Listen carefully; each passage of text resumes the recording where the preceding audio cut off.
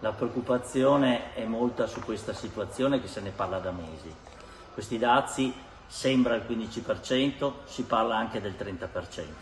Basta il 15% perché la preoccupazione sia un danno per le nostre imprese, per i nostri collaboratori e per il nostro territorio.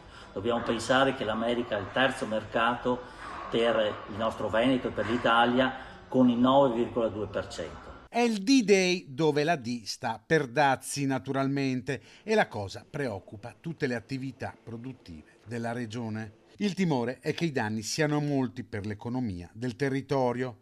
La CGA di Mestre ha stimato in 2 miliardi di euro l'anno la perdita per le attività venete. L'export è importante soprattutto in province come Vicenza e Treviso, perché il grosso dell'export negli Stati Uniti è concentrato nei macchinari e queste sono due province insieme a Padova che hanno un grande ruolo in questo settore, per cui possiamo parlare di almeno 4 volte le imprese, almeno 1600 imprese colpite direttamente e un numero di dipendenti che supera i 20.000 direttamente. Ma guardate che il grosso è davvero l'indotto in tutto il Veneto. Non solo gli artigiani ma anche gli agricoltori sono in fibrillazione, un mercato, quello a stelle e strisce, che vale 8 miliardi di euro l'anno per il comparto agroalimentare veneto. Dalle stime che noi abbiamo, l'applicazione di questi dazi comporterebbe a una riduzione del valore delle esportazioni pari a oltre 1 miliardo di euro.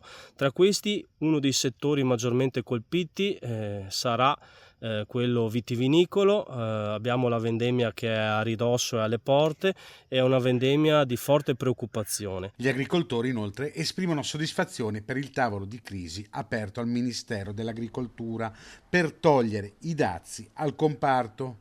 Le associazioni di categoria tutte chiedono aiuti a breve termine da parte del governo. L'aiuto avviene attraverso, ad esempio, una energia che abbia un costo minore, ma soprattutto che ci sia un sistema che vada ad aiutare le imprese a semplificare quella che è la burocrazia e quindi diventi un aiuto per tutti noi. Per gli artigiani la politica deve guardare anche oltre e aiutare gli imprenditori a trovare nuovi mercati. È finito il tempo dell'imprenditore che parte da solo con la valigetta.